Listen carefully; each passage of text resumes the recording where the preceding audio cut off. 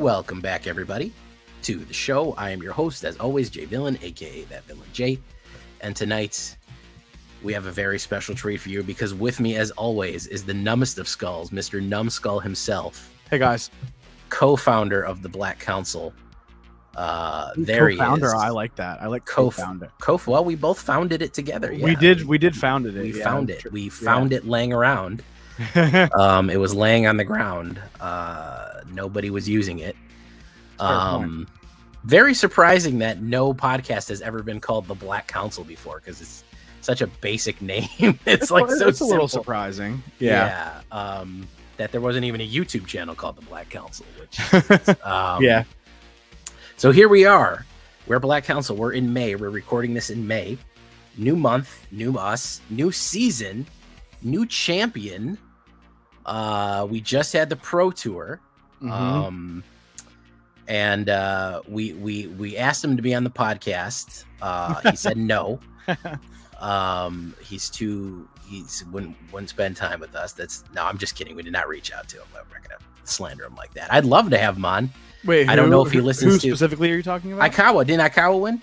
Oh, you mean like the winner of the Pro Tour? Yeah, the winner of the Pro Tour. He did not. Okay. He's not on the podcast this episode. In case you thought he was. But I will say he was holding his own when he was speaking English.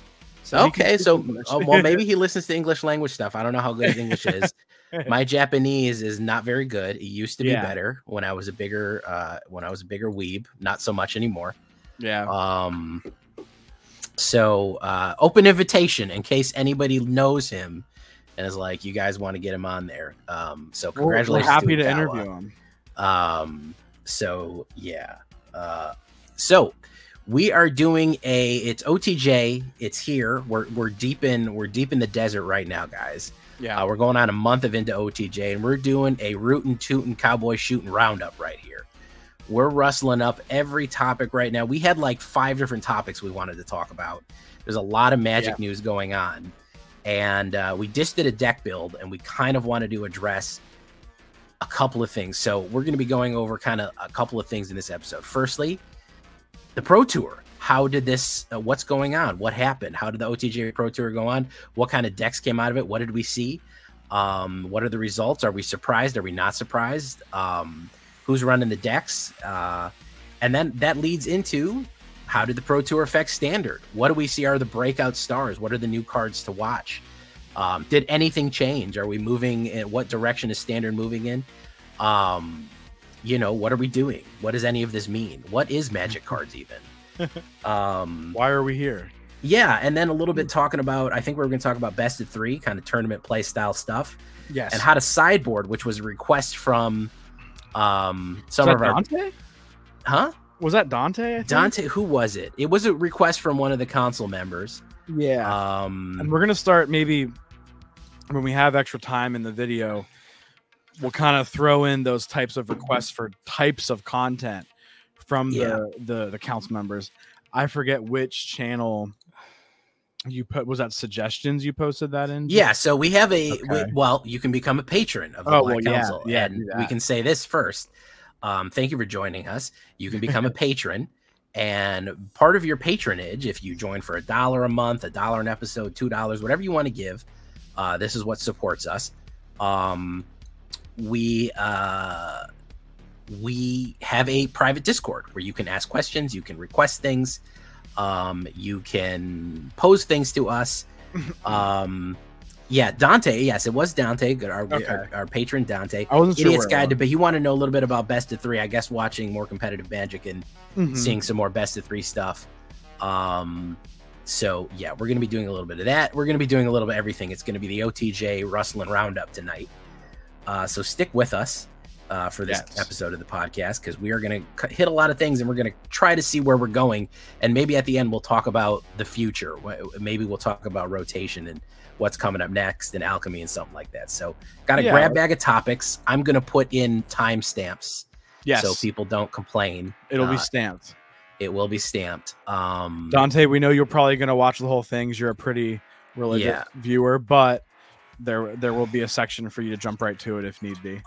Or if you're watching, or get to come back to it. if you're watching in the live stream where we're premiering this line, you're gonna have to sit through the whole thing. Wait. Sorry. Yeah, you'll have to listen to us blab on for a little bit, for probably about a half hour, 45 minutes before we get to that. Before we get to what we're going right there. But as that is, I want to say thank you to the patrons. Yes. For supporting us. We get to read out your name in the credits here. Read your claim outs. We're going to say thanks to Larry Mitchell, Aaron B, Rufus, Metal Mechanic, Eclipse, David Maisner, Deadfast, Frank E, Argent Icon, Weiler T, The Clash, a live action RPD, Mr. Van Bream, Xylo Beast, the great Xylo Beast, Jamel Zilla, Trexodactyl, Mamulian, Cassius, Nickel Nuts, Ulfveer, Dante, Zaveritz, of course, The Clever Sounds, and of course, Paradabo, not just one Dabo, but a pair of them. Thank you so much to our patrons for supporting. And again, you can follow that link anywhere, patreon.com/The Black Council, and get access to the private Discord, suggest things, ask for things, get involved. We've centered episodes around like suggestions from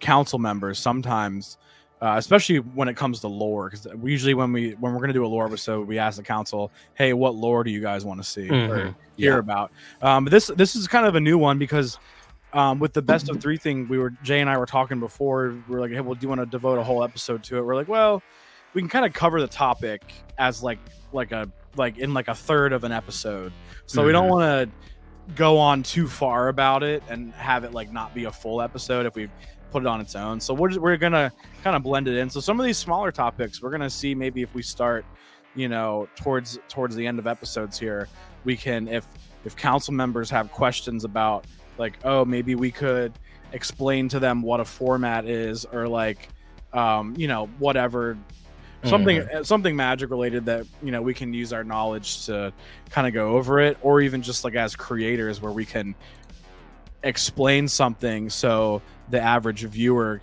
can understand it, because Jay and I learned different things about magic as creators, and we learned different things about this whole process as creators, you know what I mean? So there's stuff that's involved in it, and if anybody ever has wants to know more about it, that's something where we can kind of devote to that. And of course, members of the council, we will always take your suggestions first. Yeah, absolutely. And the interesting thing is, of course, that we joined up for our love of Mono Black. But me and Numbskull have approached the game from different angles. He's more of a best of 3 player. He builds in a different way than I do. Hasn't been playing as long as I do. Didn't really know a lot of the lore. I was more of a lore guy and a brewer. Yeah. He was more of kind of a little bit more of a spiky type of guy. You really grind out some. Yeah. You'll play the same deck 100 times and just bang it out. Like, oh yeah, absolutely. Which is, I find that I play a deck 10 times and I'm bored of it. So we just approach the game from 2 different directions. So we have different. I think the biggest, and I think that's what's going to come up. I'm not a best of 3 player. I used to play paper best of 3 quite a bit. On Arena, I just get kind of bored of best of 3 because I feel like if you get bad matchups, I just slog through them. I get so bored. It can be like it can be shitty if you're if you're in a bad matchup, or if your sideboard doesn't really have a way to deal with what you're up against. It can it feels shitty, and it can definitely make you tilted. Yeah, definitely. You can always scoop, but you don't want to do that if you don't have to. Yeah, and the thing is it's also a matter of content creation. A lot of people go, Jay, how come you don't play best of 3 in your videos? Yeah. Part of the reason is if I get stuck with an Azorius control, oh my god, yeah, it's going to be 30 minutes of an hour-long video. Yeah. So I just want to get killed and move on and show, and that way I can show you, hey, this mono black deck, here's how it performed against Azorius. Here's how it performed against mono red. Here it was against Gruul. Here it was against Stompy. So you get a more variety. So it's not that I hate best of 3. I do like it. Nothing wrong with it. It's. And again, I do play it every now and again, and I played it quite a bit in paper with my friends, casually. And I'm not like a pro best of 3 type of guy. So I'll say most YouTube content caters towards best of 1 anyhow. Yeah. I would say at least the ones that I know of, and I like to think that I know of a good portion of the ones that are out there. The vast majority of the YouTube Magic creators make best of one videos for YouTube. And I believe it's because also I would venture to say that in general on Arena particularly, there are more best of one players than best of three players. And I could be wrong on that. But I would venture to say that. I do. I would say probably the best of one is bigger. It's just faster. Sometimes you don't have time for it. Yeah, and there's the whole short attention span thing. People don't have attention spans like they used to. Unless I'm streaming, the way I play Magic is it'll be on in the background, and while I'm at work or something like that, I'll play one game while I'm waiting for someone to be like, "Hey, I'll call you back in 15 minutes." Yeah. I play best of one at work all the time, but and I'm bored, and I'm like sideboarding at work. Exactly. I don't have time to invest in a long, complicated game. So that's understandable. Yeah. So I think it is. It's it's easier to just I'm not gonna. I don't want to be gross here, but you could squeeze in a best of one game while you're taking a shit. Dropping the raviolis in the pot. Yeah, exactly. Yeah, where you drop the raviolis in, you play a best of one game, you come back, raviolis done, dude. Exactly. So yeah, so it's nothing against that, and I've been, a few people have been like, why do you hate best of one, best of three so much? And it's not like that. So there's arguments on both. People are best of three. People will say best of one's not real Magic. Best of one players will say best of three isn't worth it, or whatever you may say. And that's, in a way, it's kind of why I don't mind playing both. Yeah. Well, I hear that a lot. There's a time and a place for both. I hear that a lot. Part of the thing is the best of three players always go best of one isn't real Magic, and I say that no Magic is actually real Magic. The only real Magic that there is, if we're being 100% honest, is Magic that you play on a middle school lunch table. If you're not doing that, you're not playing. When you don't know the rules. That's the only real version of Magic that exists. Okay, so if you're like, oh well, I'm doing this, I'm doing that, I'm playing best of three high tournaments, doesn't matter. If you're not playing, on a middle school lunch table, you're not really fucking playing. You're just I think that's reasonable. And for me, it's I always say that Magic is set up for people in a way where you can get exactly what you want out of it. And that's why we have so many different formats. That's why we have best of one, best of three, Commander, competitive, non-competitive, eternal, rotating. They really, and I know that we complain that the game is most tailored towards Commander players, but the way it's been set up over time has been to have some type of appealing format or game type for everyone. That's why it's stuck around so long. That's why it's such a big game. So that I'm always a big thing of, I'm not going to bash you for playing Commander, because all you're doing is getting what you want to get out of Magic. And that's the whole reason that you play it. So I would never go after you for that, personally. But yeah, there's always going to be someone who thinks that the format they play is better than anyone else, and they're the smartest person because they play the format that they like the most. There's going to be people like that in any game, honestly. Yeah, and there's no reason to. Again, it's all fake. Unless if you're not on the lunch table. At the end of the day, it's a fucking card game. Or if you're not on one of those wire-framed picnic tables outside, I'll accept that. Yeah, that's reasonable. That's real. I'll accept that as real Magic too. Everything else is. And there's people, it's like that every game. I'll give you another example, like Fortnite, build versus no build. Some people say if you play no build, oh, you're freaking soft and you don't know how to play this game and you're not playing it right. Whatever, dude. Get out of it what you want to get out of it, especially if you put money into it. It's up to you, Exactly. It's not up to whatever some random person says that's trying to make you feel bad. Exactly. So. But yeah, so sorry, we don't want to digress too far, but we did digress. Speaking of fake Magic that's made up, Pro Tournament. The Pro Tour. The Pro Tour. So I'm not a big pro player. I don't really watch that much. As becoming a content creator, I can't avoid it now. So I'm going to defer to a lot to your expertise on this. I did watch some, and I saw the outcomes. I saw the world. I watched a lot. I looked at the decks. Okay. Now I'm going to give you my overview. Okay, sure. It looks like multicolor. I don't think that there was a single monocolor deck, which is there's one mono black deck. We do know that. Yeah. Well, mono black bloodletter. is that top 16 or top 8? Oh man, I don't think he did that great. I think he got. Okay. I can search his name because I know his name now. Oh wait, hang on. Oh, maybe he's on the second page or something. Oh, here we go. He got.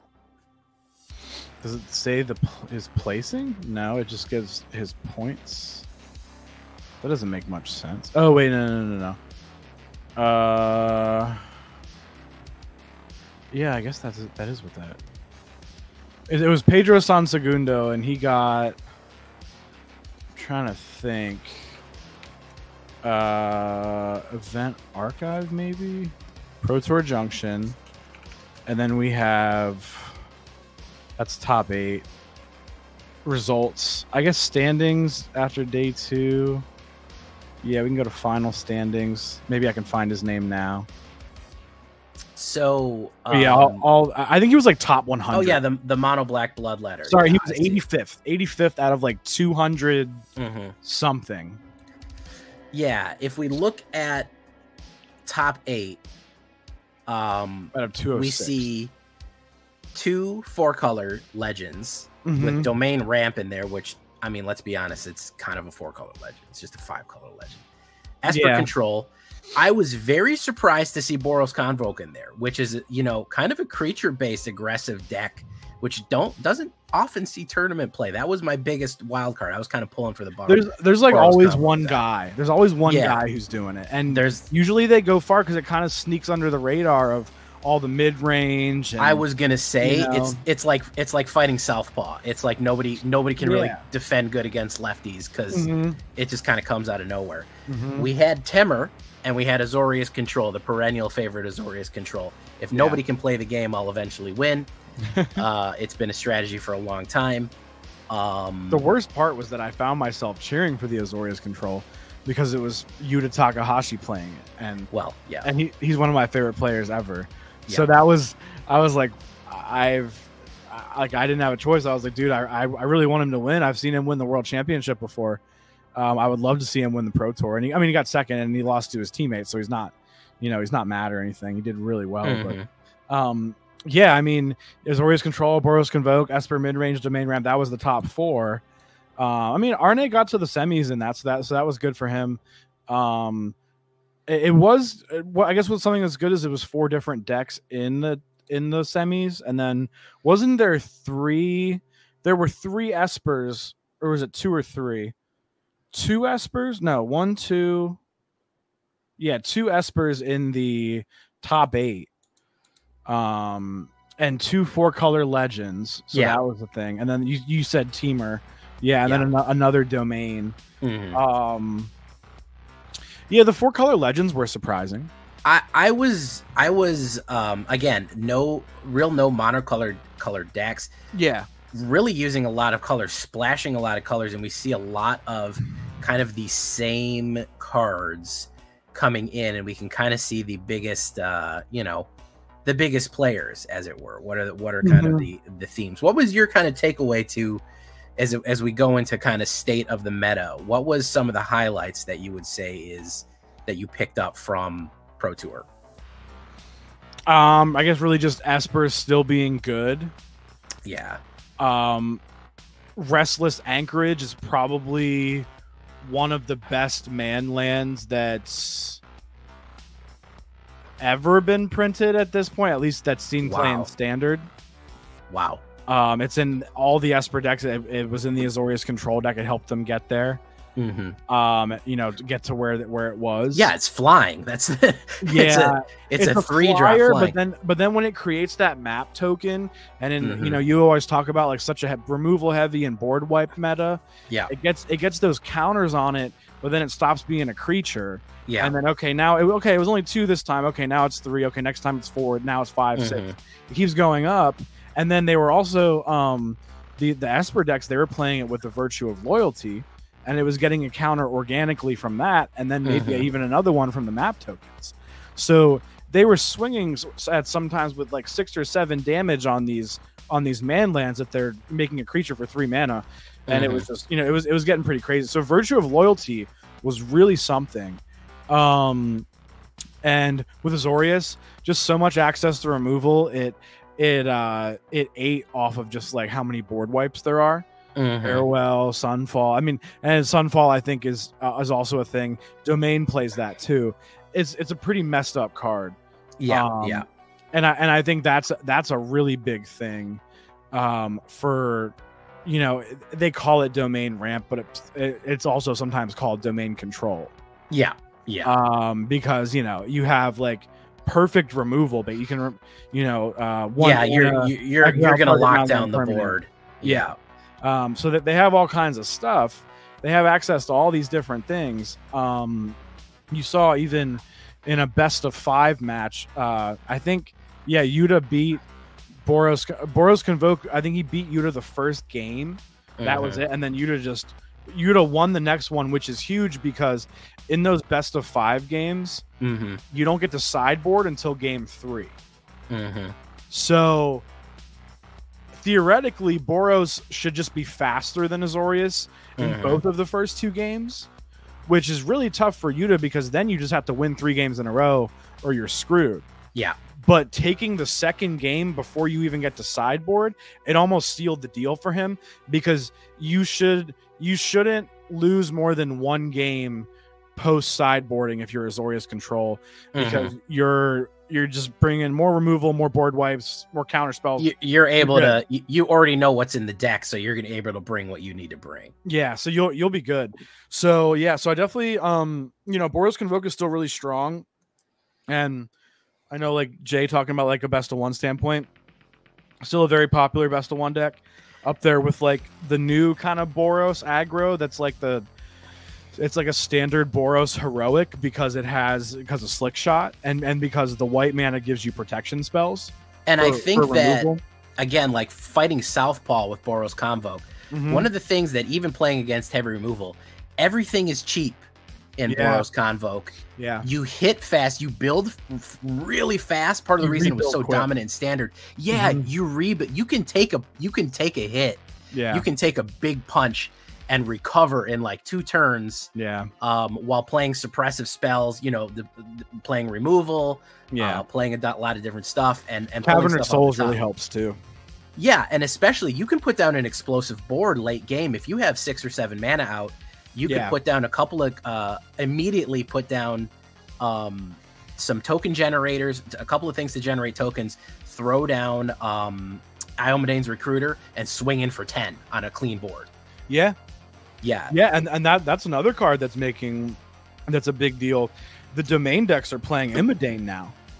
Oh yeah, they're getting so much mana they slam their Atraxa and that big angel, or they just resolve a herd migration, and then they play. I think that there were a few turns where that was just the win con for domain. In day 2 and top 8 was just get your opponent with no cards in hand, hold your herd migration and your Imodane, and you have like 11 or 12 mana by that point. And you just play both cards and you swing out, and then you just win on 1 turn. Well, I mean, if anytime you're building board state, dropping something for 3 that's giving everyone +1 in haste, you're going to be, Imodane's ridiculous, and it's we thought, oh, it's just that's a really good at Boros aggro card, but now Domain's starting to use it. Other decks are using it. Other decks that have red or splash red, they're using it too, because it's just and I think it's a testament to the board wipe meta. Let me get all my creatures out this turn. Let me swing this turn, because next turn you're gonna take them all away. So exactly, you know what I mean. So let me do it all right now and wait for my opportunity. It's all about waiting for your opportunity. Then you go. So yeah, that was a big thing, and that turned into. I mean, you know, they're really good Magic players. They're gonna find ways to win. But that was, especially like in mirrors or in whatever, that was a big win con and a really, you know, and there were sometimes the domain mirrors, they were gaining so much life that it wasn't enough to do that, because you actually couldn't kill them all in one turn. Like, oh, I have like, I think they would get like 24 damage on board with Imidane and a Herd Migration, but then because I think you got like 6 creatures that are 4 power, but the opponent would be 30 plus life because they're playing domain and channeling Herd Migrations, using the Angel for lifelink and all that, and now they have too much life, and now you can't do that. So there's a whole big thing. In the Esper mirror, obviously, Rafine is just still ridiculous. I know. I mean, ridiculous. For a year, people have been saying we should ban Rafine. And I don't think, personally, I've never thought it was ban worthy. The same way that I've never really thought that Sheldred is ban worthy. It's powerful, sure, but the thing about it, I mean, I think the only thing that pushes Rafine over is that little tiny itsy bit of that damn ward. The ward, because you know, it's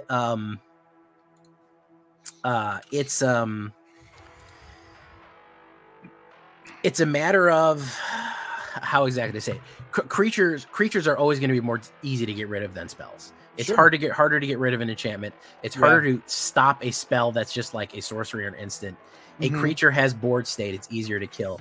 But enhancing a creature and drawing a card is just is such a good combo. You know, it's drawing a bunch of cards, and then you know, you look at it like how many counter spells there are, and how many like good counter spells have come out to make Esper and even Azorius Control really good, because the main counter that, other than like sideboarding in maybe like negates and I think disdainful strokes sometimes in the Esper decks, they don't really play Make Disappear anymore now that No More Lies came out. And it turns into this like offsetting tempo thing that just, you know, you spend your 2 mana to kill the Rafine, you have 1 or 2 mana open, they No More Lies you, now it's irrelevant, you know. And then they just, and like you were saying, they're drawing a lot of cards, they can always find it. They're going to get so many creatures on the board. It's a curated list of non-creature spells that the deck plays, to the point where some of the lists actually don't even play non-creature spells, and they rely on the legendary lands from Kamigawa, and then they also play Thalia in turn to tax you even more. So there's all kinds of little things that go on, and I think that's another point. A lot of these decks here, Teamer, Esper, four color, and I think Azorius too. Boros is probably not affected much by what I'm getting at here. Domain is affected. A lot of these decks, once we have rotation, that's it. That's it. They're gone. You got 3 more months of this shit, man. Count your fucking days. Yeah, and it was interesting to see how little new stuff. I think that the 4-color legends did try to utilize a lot of new stuff. Yeah, but Slogurk is the main one. Slogurk is is freaking Innistrad, I think. Is Vow, yeah. Crimson Vow. No, it's not Vow. It's Midnight. Yeah. Midnight Hunt. Okay, yeah. So like Slogurk, that's old, and that was a bulk rare. I think he's cost wise, he's still a bulk rare for now. But yeah, so that's gonna leave in 3 months. So you look at really Boros and like maybe Domain. Well, no, because Domain is rotating too, right? Or no? I think Domain is probably going to take a hit. I don't know if it's going to go. I don't know. It's going to go totally Mahula. Topiary Stomper is a big ramp one. Herd Migration. Does Dominaria rotate? Dominaria is that we're losing. Okay. Does Dominaria? No, we're losing. No, I'm sorry, it doesn't. We're getting. the 2 Innistrades, Kamigawa. Capenna, and Kamigawa are gone. Those are the 4 to leave. Okay, got it. So they're going to lose Topiary, Stomper. They're losing Sunfall.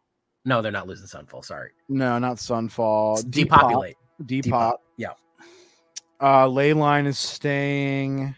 Well, don't forget a lot of it. You know, we're going to be losing a lot of, which is going to affect a lot of the lands. The triple lands, yeah, all those were Capenna. So the triomes are going to make. I mean, they help you build a huge base. You know, that I think is probably because the biggest problem that a lot of people have when I run decks, they'll tell me, you know, because I'll run like a standard deck, or I'll even run a standard / alchemy deck that's standard legal. It's standard legal, but it also is legal in alchemy. It's basically rotation proof. Sure. And a lot of people go, hey, how come there's not that land in there? Can I add that land in there? Should I craft it? If you play in standard, sure, and you're willing to lose it, you craft it. You're out in 3 months. So I mean, it's hard to even recommend even building a lot of these. Oh well, yeah. Pro decks, you know, if you don't have a majority of the cards for this Esper mid range, I wouldn't recommend building it. There are some Esper decks that you can play and explore, but they don't use all the same cards. But you know, I mean, some of these are decent staples, but yeah, the Esper decks, you know, not quite. I probably wouldn't craft these triomes. No. They're a little slow in a lot of older formats. So yeah, I would say like don't craft triomes. And then, you know, another one that's going to lose its legs there is that teamer deck, the analyst. They're going to lose all those Capenna, you know, gain 1 life fetch lands, if you will. The slow fetch lands. And then I think once those are out, I think that deck loses a lot. I don't know if. Where is it at? Teamer. Shigeki's out. A lot of the other shit's gonna stay.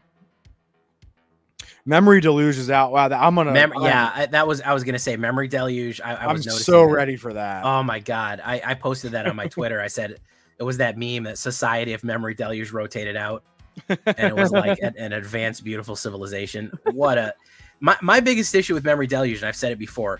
This is a sorcery card. Who put instant on this? Yeah, like who did it? Who did that? Why did they do that? And why is it the same cost as Wandering Emperor so Azorius can always hold up both? Yeah, it's messed up. Yeah, messed up. But so I think a lot of these decks take a hit. Boros is kind of good. There's always just going to be more creatures that come in to make it better. So. Biggest takeaway, Esper's still good. I think in all the last couple times that Pro Tour has done standard, Esper's been a big deal in some way. There's been a whole team that's played the Esper decks, damn near. Azorius, definitely the best version of Control. Always, I mean, since the beginning of Magic. yeah, but. You know, we know that's going to lose a lot of cards, so that's helpful. They will still have good counter spells, but losing Memory Deluge is I think pretty big for them. So yeah, Esper's going, Teamer, Azorius, 4-color Legends. Convoke is good still, but then like we're saying, some of these mono red decks with Slick Shot are going even faster than Convoke, so some of the people are switching to those. So that's a thing too, something else to consider. But yeah, so that's where that's where the Pro Tour is, and then what we expect, you know, in the near future. So now I guess we can, like you were saying, Jay, we can talk about the state of standard, if you will, a check-in.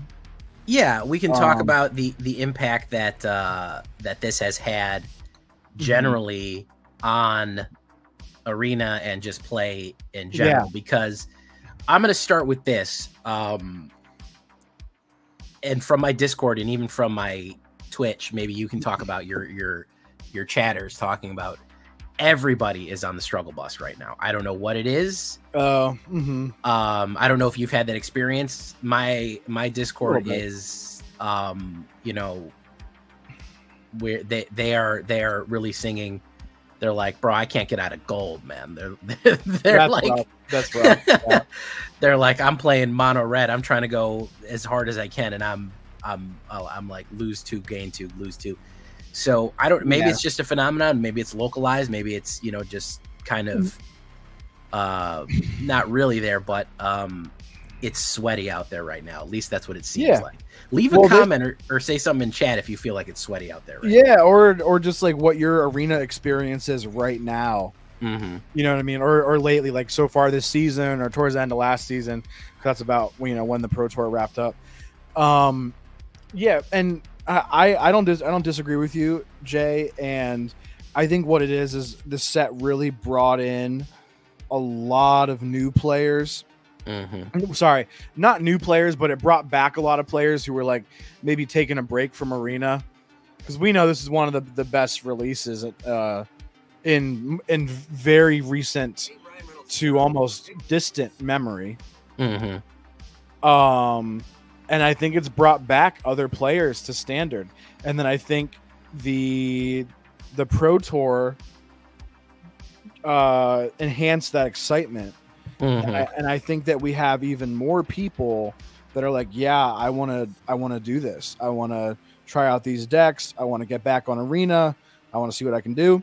And I think we're inundated with players right now, and everybody's trying out these Pro Tour decks. That's the other thing that I was going to say. A lot of people saw the Pro Tour.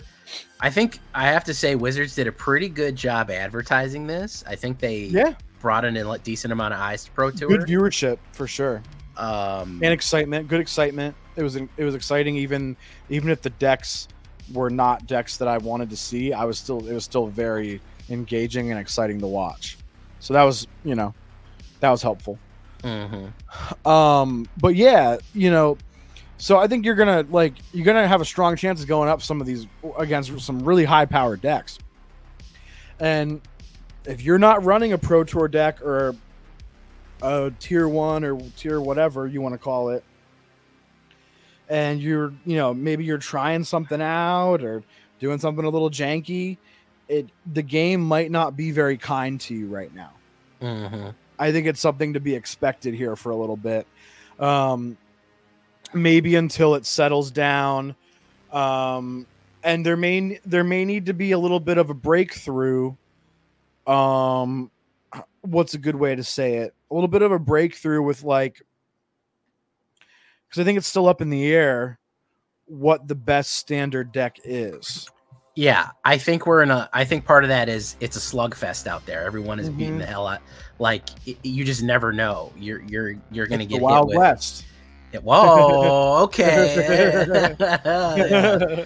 Oh, and I think I would say that, you know, I think just because Domain 1 doesn't make it the best standard deck, I'm going to say that. It made it here's what people need to understand, and this will bring me to the story that I was talking about earlier.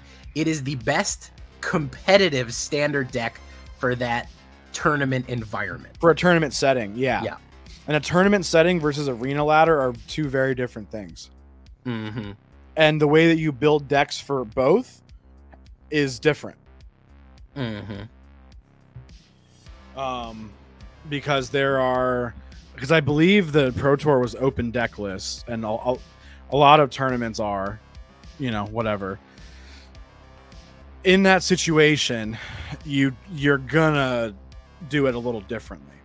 Yeah, and I think that, and as I've been saying, everybody thinks they're a pro player after this. They're like, yeah, I can just get this, and obviously, since it's the World Championship deck, it's the best deck in the world. Yeah. Therefore, I will win every game.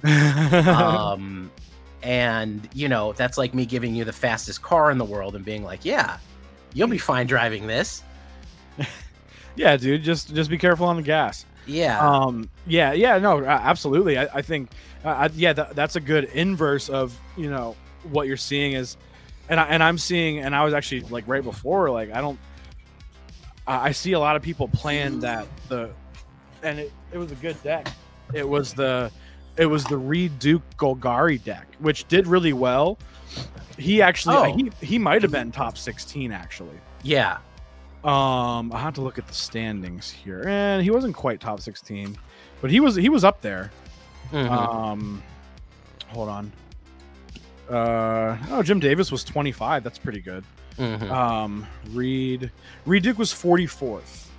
But I think what it was the deck did really well in constructed, and I don't think he did as well in draft, and that kind of hurt him in his wins and losses. But I think had it been like just standard, the deck would have been like phenomenal.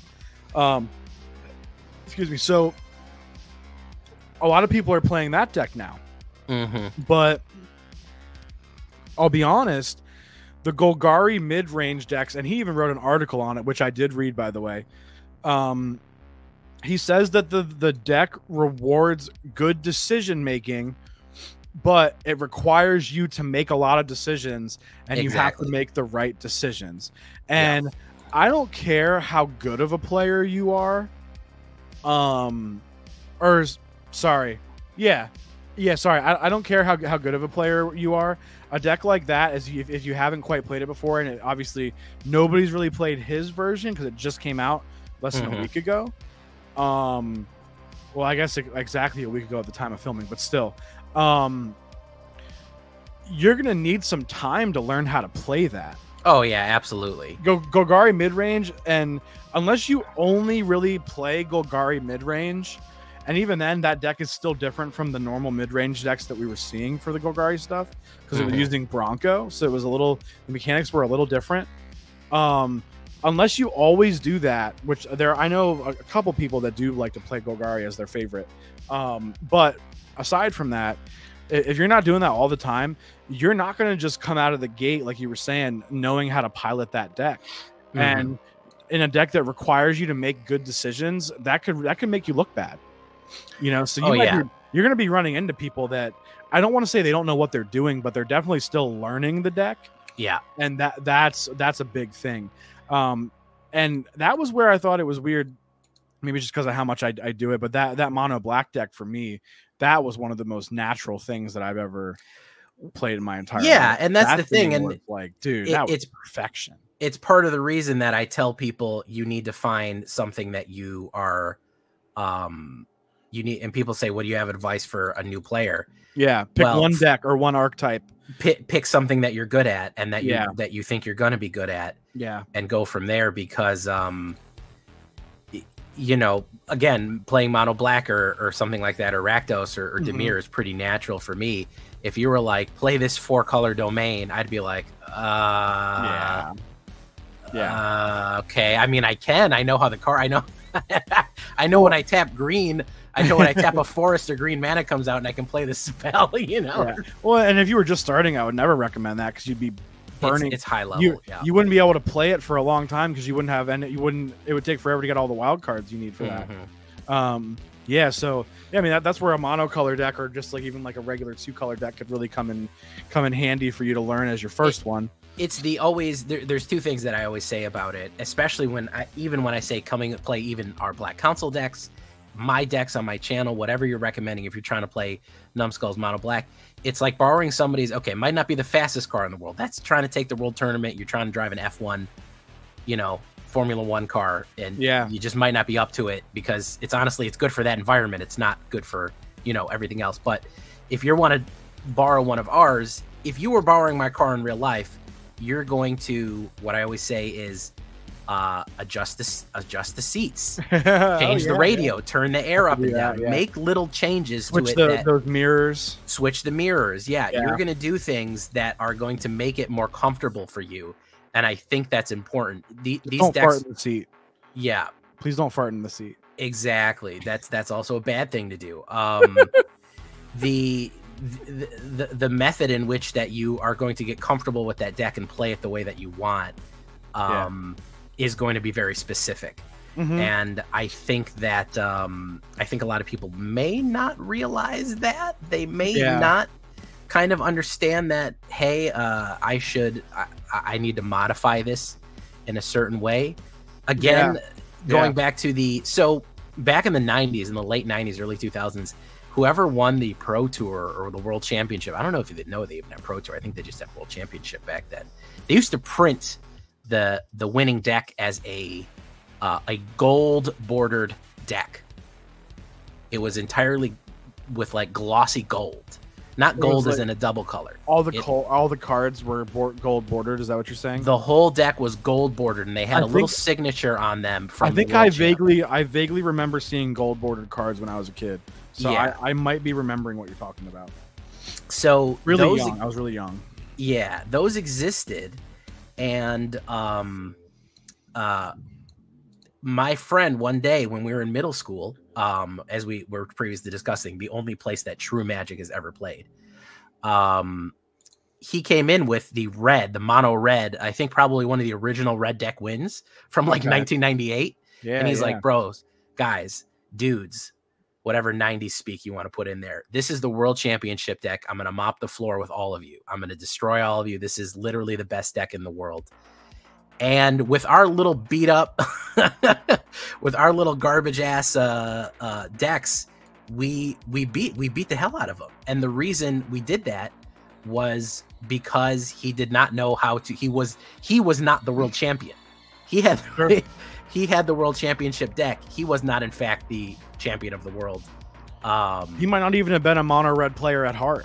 Exactly. Yeah. And it was a good deck. It had a lot of burn, but unless you knew the critical choices to make at the right times, the same as a pro player would, you're just never going to get that level of power out of it. You know? Yeah, absolutely.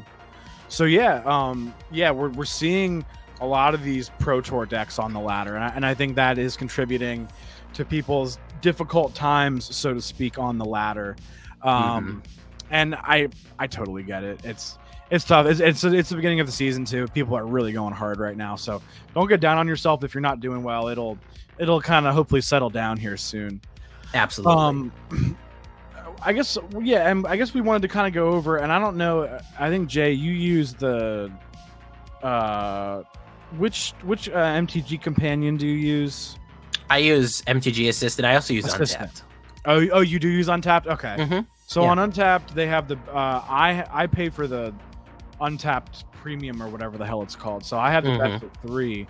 I'm sure you can see the best of 1 standard ladder. We can kind of go down it here, and I don't know if you want to pull it up on your thing, I can bring it into the. Oh, okay, yeah. I was gonna say I can. Yeah, if you click present, I can pull it up on the thing. All right. And that leads into our next topic, which is learning how to play a deck good. A little bit of we've got a couple minutes here. We'll talk about best of 3 stuff and sideboards and I want to go over just like the best of 1, what we're seeing right now, you know what I mean, and then like best of 3, what we're seeing as well. Is this gonna work? Window, let's just do this. How does it let me? How do I choose it though? Hang on. Oh, there's the share button. Okay. Chrome tab, this one, share. I don't know if it's... I think it popped up for you to look at it. Oh, there we go. Let me add it in. Hey, look at that. So we have, our... You're seeing here, and I'm sorting it by... I'll sort it by the ones that have... I'm sorting by the ones that have the best win rate and best of 1. So you're seeing this mono red aggro here. 60, basically 2/3 of the time, damn near. So that's pretty solid. Mono white humans is creeping up. I was wondering when we were going to get to that again, because there's actually pretty good creeping up. We're getting. They're playing Thalia, so they're playing virtually no. Like, I mean, look at that, 36 creatures, 22 lands. They're really going. They're really curving out at 3 if you think about it, because they're convoking the 5-drop. So really, they're like, it's all 1, 2, 3 mana. Make this Voice of the Blessed very big. Remove a couple creatures. Agonjo stuff.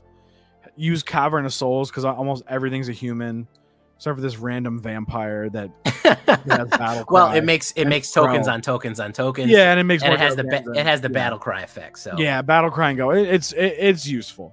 So so there's all kinds of stuff. They have 4 Brutal Cathars. It's more removal. So they have what they're looking for. Once again, a lot of things in this deck are going to rotate out too, so that's noteworthy.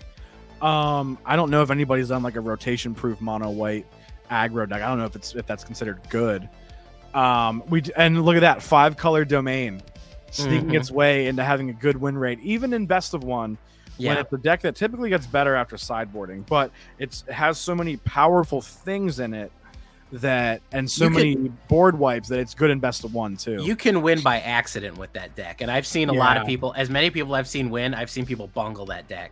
Yeah, that's true. I can tell they're bungling it because I see them like by turn 4, they're mousing over all of my cards and all of their cards in their hand for like 2 minutes, and I know that they are just looking.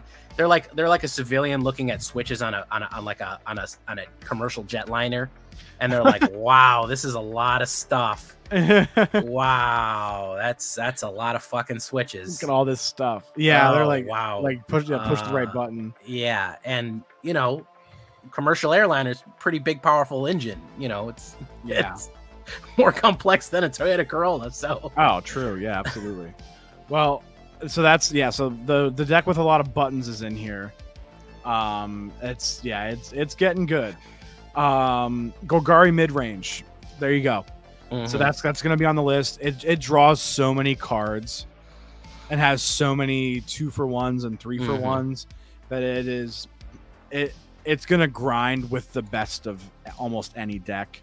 So it's just good by default. It can be aggro when it needs to be. It can be controlly when it needs to be. It has a lot, and it draws a shitload of cards. Oh, look at this, Jay's favorite, Selesnya Enchantments. I can't wait for that deck to go away. Almost I've been dealing all with that deck. Yeah. No, the whole deck is going. There's literally nothing left of it. It gets butchered in the. I guess Skrell, but Skrell doesn't really count. Yeah. Skrell is just there because of all the removal, and Calyx will stay, but like he's not going to go anywhere. And then ossification will stay, which is annoying, but whatever. After that, Boros Convoke, so that's good. We knew Boros would be here. Jeskai Control. Yeah, I mean, is this the one with the prowess, the secret prowess, or is it just all control? It looks like I'm seeing no creatures in this deck. Oh wow. Yeah, so it's a frustration win con. Yeah. Yeah, and a lot of these decks now, what they're doing is they're a lot of these Azorius Control, Jeskai, Dimir, even they're just playing a bunch of Jaces. Now this one only plays one, but they're playing a bunch of Jaces, just mill you out. They're just milling people out now because the game's going so long. It's like whatever, Yeah. So that's an option. And the Jeskai deck really, it has the red for Lightning Helix, just a way to gain some extra life and good instant speed life gain for them. And then they're playing the instant speed board wipe. So the Jeskai control is not bad. It's tough to beat, and it gains extra life. That makes it really hard to get past with the 4 Lightning Helices. Azorius Control, it's always in there somewhere. Rakdos Aggro, Azorius Soldiers, kind of go down the list here. Now we can also look at it in the sense of matches. And this one will probably give you the ones that are played the most. Mono red, mono white, mono blue.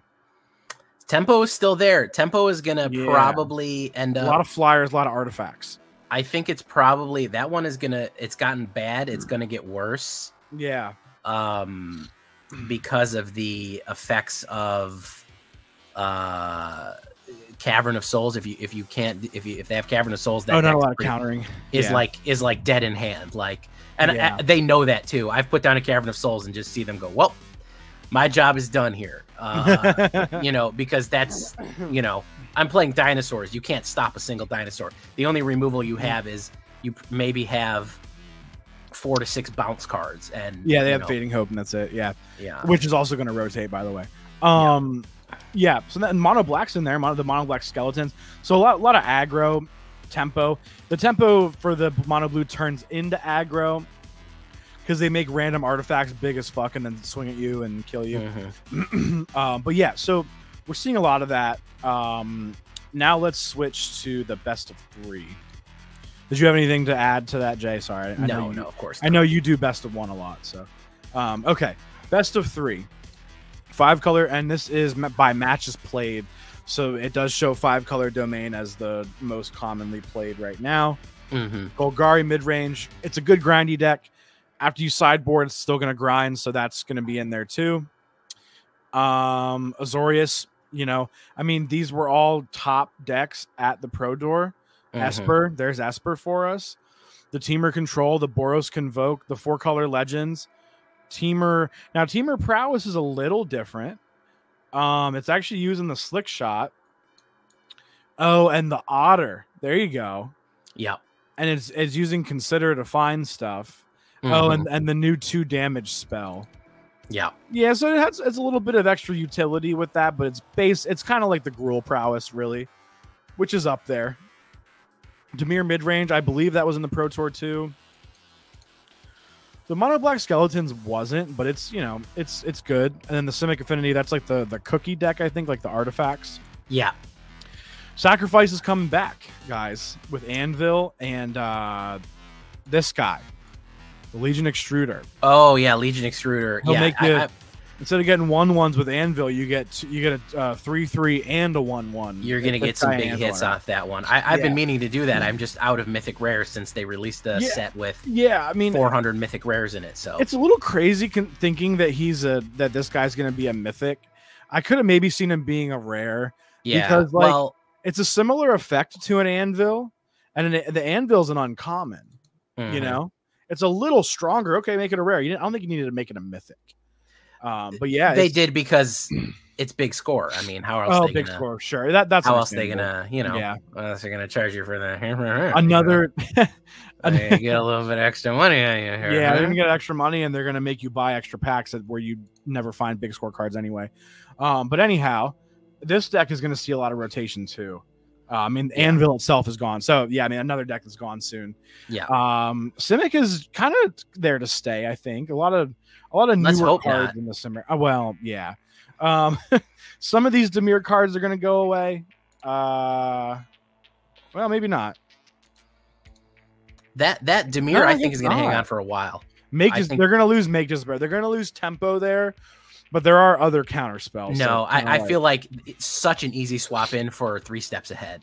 Like, yeah, I know it's a little bit more, but yeah, 3 steps ahead is. I don't disagree. It's a blue Swiss Army knife. You know, it's draw a card, do this, blah blah blah blah blah. You know. Yeah. The Teamer is mostly good, I think, too. So yeah, but yeah, like we were saying, a lot of the Pro Tour decks, they're gonna lose a good bit of stuff here. Gruul aggro, really, it's just that Gruul prowess. So a lot of this is gonna stick around too. There's Is It aggro with like, okay, that's a fun one. Is it aggro? I don't know. Is it?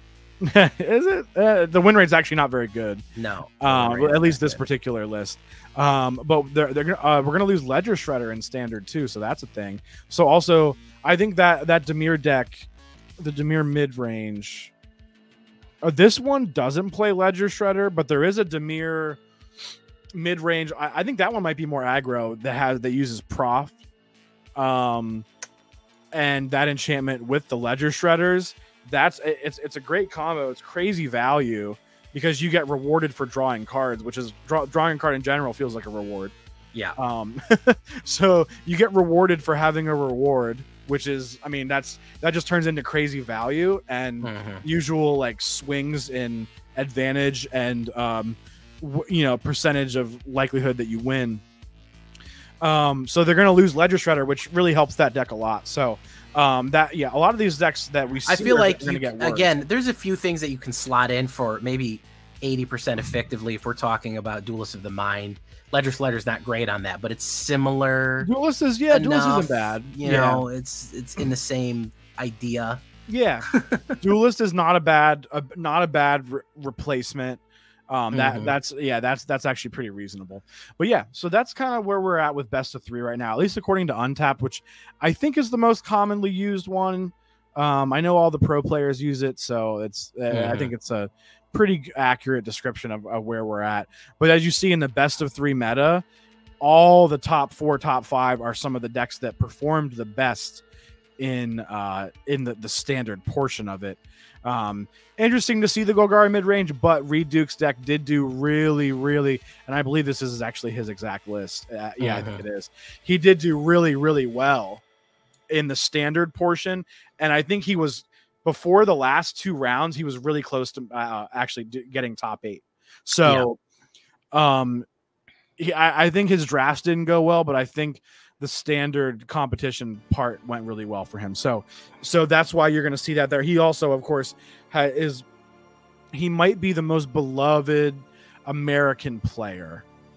So because of that, a lot of people are going to be playing his deck, you know, and he kind of like represented the mid-range value portion of people, the ones who didn't want to play Esper or Demir, and who didn't want to play blue, if you will, kind of like Jay and I. So he almost like represented us in that high upper echelon of well-performing decks. And I think the other people who identify with us were like, well, yeah, because a lot of people say that Golgari decks are just like a lot of good black cards with like a couple green ramp and protection in it. Like, you know, we have Pillage the Bog, we have the Glizzy, Tranquil Frillback, and the Mosswood Dread Knight, which is green and black because of the adventure. So like a lot of them have like some type of black something built into it. Your Manland has black too. Glizzy has black. This one doesn't, but it interacts with the graveyard, which is also kind of a, like, you know, motif of black as well. So, and then of course you have Liliana. So like a lot of people say it's like good good black cards, and then add the green cards that make it more well-rounded. So now you can destroy artifacts and enchantments with this deck. You actually get like the best of both worlds in removal, and that's why I think Golgari is really good. But you know, so it's actually very close to a mono black deck, but you have to play it differently. That's something to consider. Like we're talking about. But yeah, so that's where we're at with this. Really fun deck. Reed did a great job. So yeah. But yeah, okay. Any thoughts on the best of 3 stuff, Jay? No, I mean, it's easier to counterplay. I think that it is kind of a different game. You know, it is easier to counterplay a lot of the stuff that they deal with. But overall, I mean, it's, you know, I do like best of 3ing for a while. I think that probably if I'm gonna be to put a capstone on it, this rotation is gonna be the biggest rotation like that we've ever seen. This rotation is gonna be it's gonna be Bloomburrow is gonna hit, and it is gonna be absolute madness. It is no one's gonna know which way is up. Nobody's gonna know what's good. For a while yet. You're gonna see the wildest bills that you ever saw in your life. Yeah, it's. We think it's crazy now. Just wait. Yeah. So. But yeah. So I guess we can do our quick portion to finish it off. Speaking of best of 3, yeah. Speaking of best of 3, we're gonna. Why don't you tell us your sideboarding tips and tricks to close us up? Yeah, sure. I think I'm gonna present again just to show you like my arena screen here. Let's do window, MTGA, and then share. Okay, so I'm sharing arena with you. So what we're gonna see is we'll go look at, which one should we look at here? Let's look at, let's just check out the Pro Tour Mono Black. The funny thing is, what I was laughing about, you were basically scrolling through 10 different Mono Black decks. So you were like, yes. Should we show them this Mono Black deck, or perhaps a deck with only black cards? It's such a Do you want Mono Black and Standard, Mono Black and Explorer, Mono Black Historic, Mono Black Timeless? Which one would you like? Mono Black Commander. But yeah, so we have this one, and I believe I haven't changed this sideboard. So this is a good example of a sideboard that you may take entering a tournament. And something that you do is there are going to be a couple cards. Well, let me start with this. You want to when you add the cards in the sideboard, you want to say, I'm going to add these cards. Let's start with the Glistening Deluge. We have 3, and they are generally for Boros. We're going to say, I want to add these Glistening Deluges. What are you going to take out when you add these to your deck? You need to know that before you sideboard. You need, or at least have a game plan for it. A general rule of thumb, if I'm adding these, I'm taking out X. Generally speaking, and it kind of makes it easy here, Glistening Deluge, we're going to take out at least the 2 Lily, because a 3 mana Lily make you sacrifice 1 creature against Convoke is inherently bad. So we know we're taking out 2 of her, because we'd rather hit everything than one thing. And then most likely what we're going to do is we're going to take out 1 Kervik, because we're probably just using that Kervik to block. In many situations on turn 3 against Convoke, we'd rather draw the Deluge than Kervik. So we'll take out 1 Kervik, we'll take out 2 Lilies. That's a reasonable, you know what I mean? Now, are we playing control? Okay, we have Liliana. Are they exiling all of our shit? Let's take out 1 Kervik, add the other Liliana, make them discard a shitload of cards, maybe make them sack half their lands. Okay. Are we in a grindy mid-range matchup? Are we playing against Esper? We're going to bring in the Akhlazats and leave out the Gisa, because Esper decks have a lot of flyers. That's where Akhlazats comes in. The incremental value that we gain from making them discard also helps with the grind in mid-range. And you see there's 2 5-drops here, 2 5-drops here. This is very well put together, and it kind of makes it easy to just, you take out this, you take out that. Sometimes there's situations where you just want to take out 1 Gisa. What I like is on the play, Gisa I think is really nice in this deck. On the draw, I actually like Akhlazats, because when you're on your back foot, you don't always have the luxury of playing Gisa and then waiting to untap and then do a crime to get value.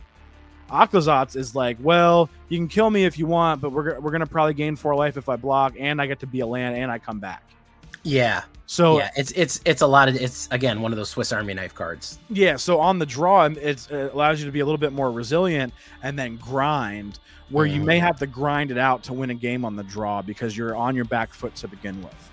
So, that's another point. You need to think about on the play versus on the draw.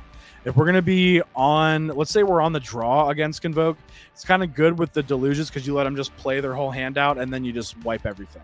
Yeah. You just kind of sit back and sit back and sit back. Hope you don't die, like they were saying in the Pro Tour, hold your breath.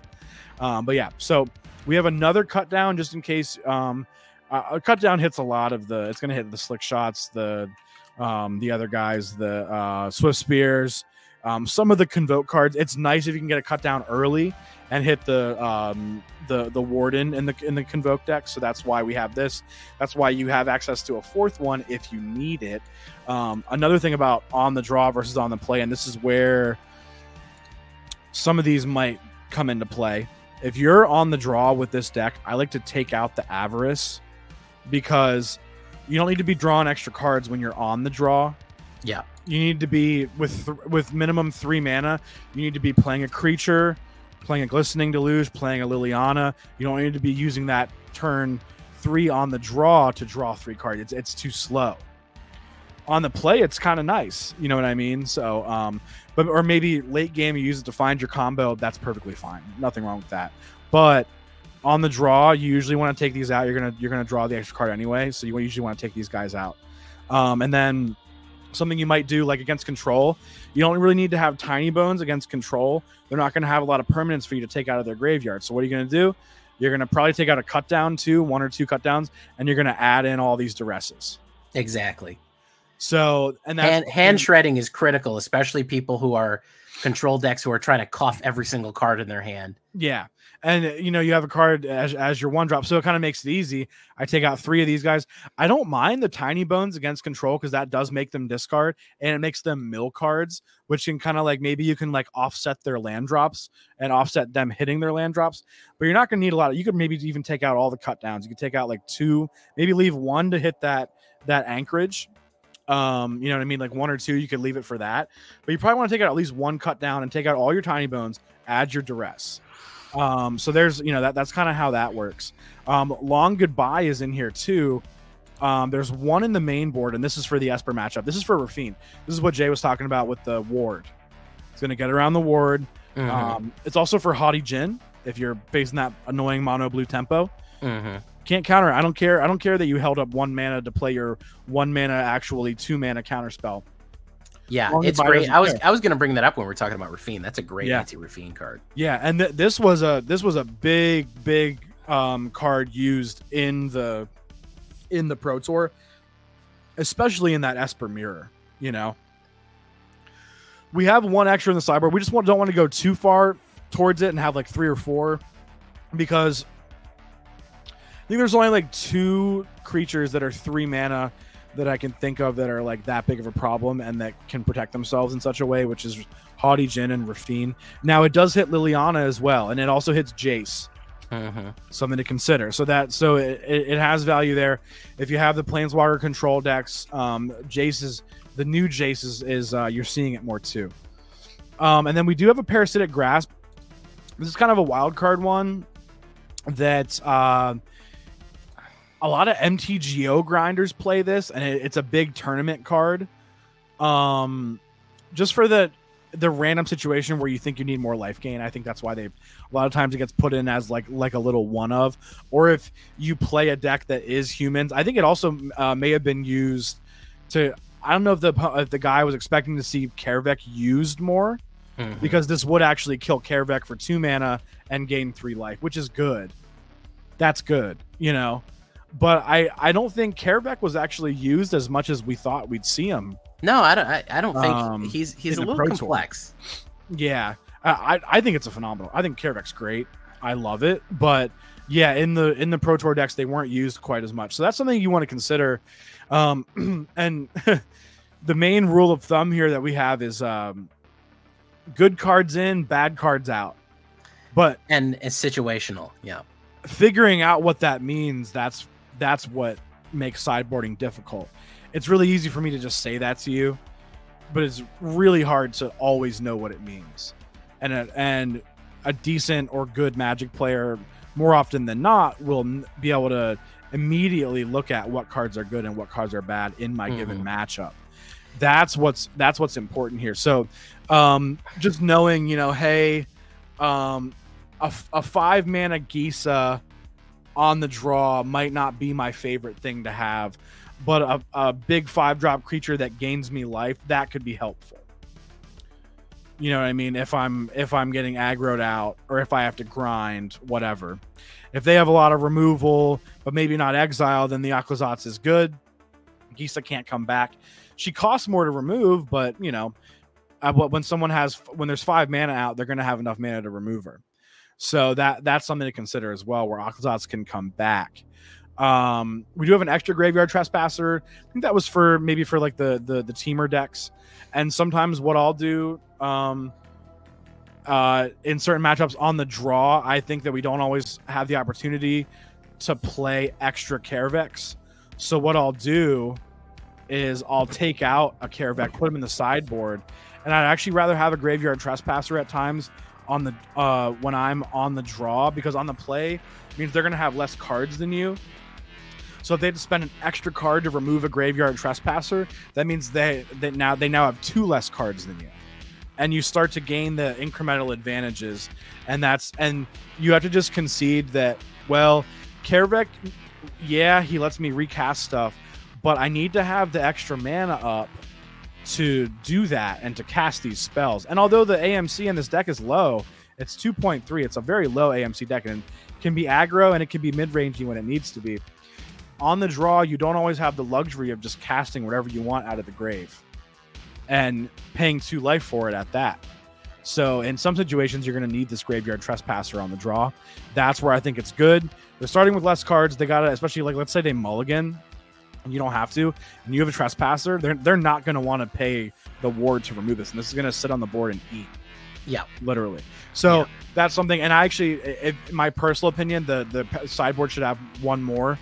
I actually might take out my personal thing was actually, I think I wanted to take out the Liliana and add another Graveyard Trespasser.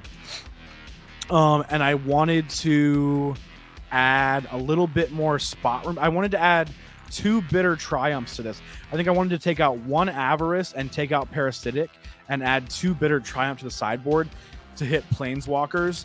And we can just like, if we have Karavec out, I think bitter triumph is good with Karavec because you just put it in your graveyard, but you can recast it anyway, so it doesn't matter. You don't care if you had to discard it, so you're not losing stuff if you think about it when Karavec's out and you cast a bitter triumph and discard a card to cast it.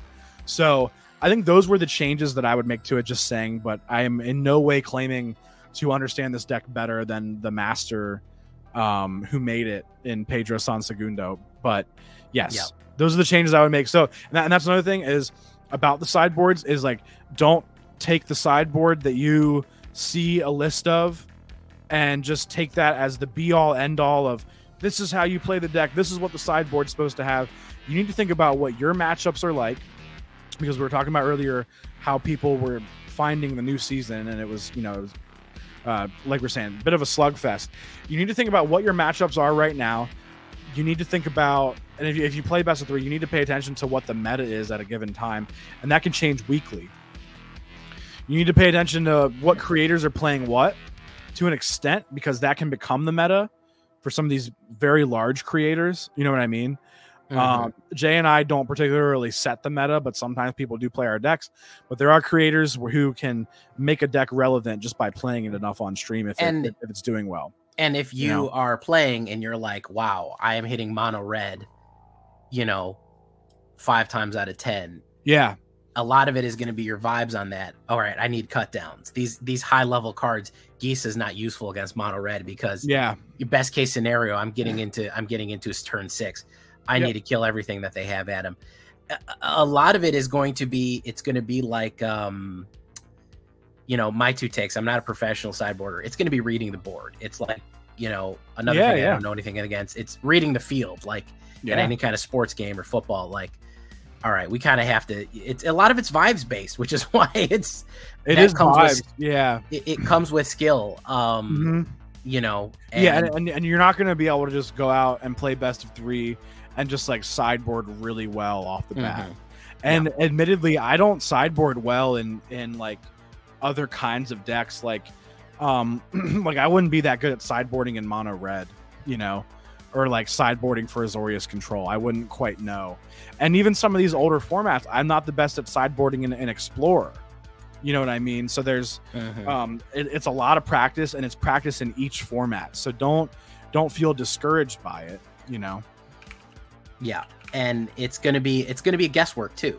Yeah, a lot of it's trial and error. You're gonna say, oh, I shouldn't have boarded in that. I should have boarded in this instead. And there would be situations where you lose your match because of that bad decision, and you just have to remember for next time, I need to not board in this. And best of 3 players, if you play it in paper, especially if it's like not a crazy high level, like not a pro tour, not like a regional championship, maybe an RCQ, they'll still do it. Sometimes people will tell you what they boarded in against you and ask if you think it makes sense. And you might be able to ask them too. And they might even be able to say, oh, well, no, I think you should actually board in this to beat to have a better chance against this deck. Exactly. Something else you need to consider is that the sideboard should also fit your play style, but at the same time deal with everything that you think you're going to see. And be willing to change it, and just remember to have the game plan of what am I adding, what am I taking out. If you can kind of stick to those principles to an extent, you're not going to be like bad at sideboarding, and your sideboard itself probably won't be bad. And yes, there are, for a given archetype, there are typically like staples of sideboards, like mono black. In almost every mono black archetype, you're going to have duress in the sideboard, at least 2 of them. It's just part of it. And it's like packing. It's taking a survival kit. You need your essentials. Exactly. You're going to need a couple of kind of main tools. You're going to need a couple of things. It's a first aid kit, maybe a little bit to stop bleeding, maybe a little life gain, You're going to need a couple of you're going to need just a couple of tools to put in the toolbox. Make sure you bring your extra pairs of underwear too. Exactly. It never hurts to have it. So that's going to be the trick there. But yeah, a lot of it is just going to be also just vibes and figuring it out. So yeah, and and watching Pro Tours, that's a good way to learn, or just like other competitive events is a good way to learn what to sideboard in and what to take out. And then, like Jay was saying with the vibe check, identifying the cards that kind of didn't perform well against your opponent in a game one.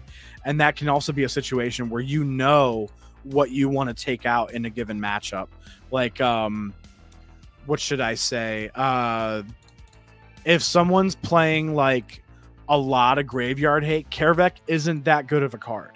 That's it makes Kaervek not as good. If someone is playing Exile or like Farewell, I mean, Farewell makes like everything bad, but yeah, well, but you have to consider that too. But if they're doing that stuff, okay, well now I got to bring in my duresses, I got to do this, I got to do that. And if someone's playing Farewell, you're probably, like I said, you're not going to play Tiny Bones. Exactly. So the control, those decks that don't put anything on the board, they're going to make your Tiny Bones bad, but they're going to make your duress good. And that's where bad cards out, good cards in comes into play. Exactly. So it's I always go, I always go with the vibe when I'm playing a hand and I'm not happy to see a card pops off the top and I go, man, I am not happy to see you in this situation. I'm not happy to see I just don't like this card that I drew. It has no utility. Yeah. That's probably the one that needs to it is at least one of them. Yes. And there could be multiple. And there's such a thing as over sideboarding too. You don't want to bring in too many cards and completely change the whole point of your deck. So be careful not to overdo it. It's tough because you don't want to overdo it. You don't want to underdo it and not adapt enough, but you don't want to over adapt and overcompensate and detract from what your deck is trying to do. And I think that's a good final thing, is ultimately always make sure that you're keeping it up with what your deck is trying to do, but also identifying what are the things that my deck does, but also which one of the things that my deck does to win is my best route to win. That is something else to keep in mind when sideboarding. So there's a lot that goes into it, and it's pressure. Whether you won the game or lost the game 1 or 2, whatever, there's pressure. You don't have a lot of time to do it, especially on Arena. I think you get 2 minutes, 15 seconds. It's not a lot of time, especially when you're learning how to do it. So Absolutely. Take your time when you can. In paper, take your time. You get more time to sideboard in paper. There's no clock for sideboarding, but the round timer is still going. That's something to consider. So be smart about it. That's kind of our take. Be smart, be efficient. Don't rush it, but don't dwell on it too long, and stick to your guns as much as you can. And just know what was bad, know what was good. It's kind of our general rule there. So Dante, we hope that helps, and thank you for asking about that. Thank you for asking. And if you want to ask more questions, join the subreddit. And how do you join? Not the subreddit. Join the Discord. Join the Discord, and the way to join the Discord is become a patron today. It's right down there, guys. Thank you so much for coming. And sorry, lastly, I do not claim to be an expert on sideboarding. I just got into playing best of 3 like maybe 2 years ago, so I in no way claim to be an expert. Just telling you what I know, and sometimes it's good. So this is what I can offer. I in no way claim for what I'm telling you to be the end all be all of how to sideboard, but it is the best that I can give you at this time, and I hope it's helpful. And we appreciate it. So leave a comment, tell us what you think, join the council, and thank you so much for coming. I think we're going to call this meeting of the council to a close. Yes. Thank you all for coming. We'll see you in the next one with something else new and fresh. I don't know what, but it's going to be something. It'll be something, and it'll be fresh. It sure will be. And I've been Jay Villainy. You've been great. As with me as always, Numbskull. Take care, guys. Twitches are down there. We'll see you in the next one. Bye-bye.